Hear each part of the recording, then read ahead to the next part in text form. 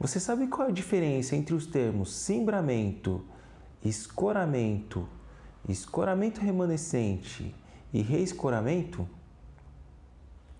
Quem nunca passou por essa dúvida, né? Eu mesmo passei por essa dúvida no início da minha carreira, não entendia muito bem quais são esses termos que o pessoal usa e qual a diferença, porque na verdade parece que é tudo a mesma coisa.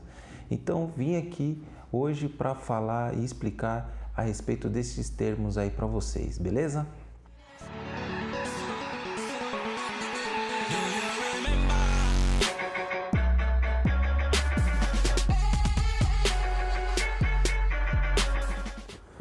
Bom, antes de eu dar a minha explicação dos termos, eu peguei aqui a norma 15696, formas e escoramentos para estrutura de concreto, projeto, dimensionamento e procedimentos executivos. Então, a partir daqui, já vamos pegar algumas definições do que a norma diz a respeito disso. Então, temos ali no item 3, termos e definições, 3.2, escoramentos. Eu vou ler aqui porque eu não decorei, né? E vamos ver o que está escrito. Estruturas provisórias com capacidade de resistir e transmitir às bases de apoio da estrutura do escoramento todas as ações provenientes das cargas permanentes e variáveis resultantes do lançamento do concreto fresco sobre as formas horizontais e verticais até que o concreto se torne autoportante. No item 3.3 diz o seguinte: reescoramento e escoramento remanescente. Então ele coloca dois termos em uma definição só. Estruturas provisórias auxiliares colocadas sob uma estrutura de concreto que não tem capacidade de resistir totalmente às ações provenientes de cargas permanentes e ou variáveis, transmitindo as bases de apoio rígidas ou flexíveis. Então, essa é a definição da norma. A norma não cita o termo e definição para cimbramento e a gente vai entender o porquê no decorrer deste vídeo. Acompanhe aí. Bom, e na prática, o que a gente tem que saber nesses termos? Cimbramento, escoramento remanescente e reescoramento. Falando somente de cimbramento, o que a gente tem que entender na prática é que o cimbramento vai ser um conjunto de equipamentos, um conjunto de peças, né, que vai formar um sistema capaz de suportar isso que a norma acabou de dizer. Ele tem que suportar a forma, dar condições de alinhamento, de nivelamento, né? Então vamos exemplificar aqui com o cimbramento metálico, por exemplo. Cimbramento de vigas, quando a gente fala assim, cimbramento de viga, cimbramento metálico de viga.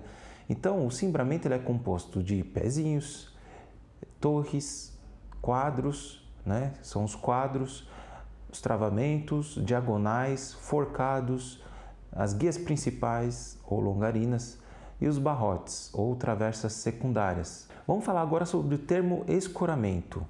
O escoramento é quase a mesma coisa que o cimbramento, ele vai ter a mesma função do cimbramento, só que o sistema ele é um pouquinho mais simples, ou seja, aquele que não é composto por quadros, torres metálicas, e sim somente por escoras, né? Um sistema que é composto somente por escoras. Então, hoje é muito mais comum ver esse sistema, por exemplo, na laje, escoramento de laje, né? E tem também o escoramento de madeira. O sistema de escora de madeira é o sistema garfo, né? Que é apelidado como sistema garfo aqui em São Paulo, né? Todos esses posicionamentos de garfo, na verdade, são escoras de madeira.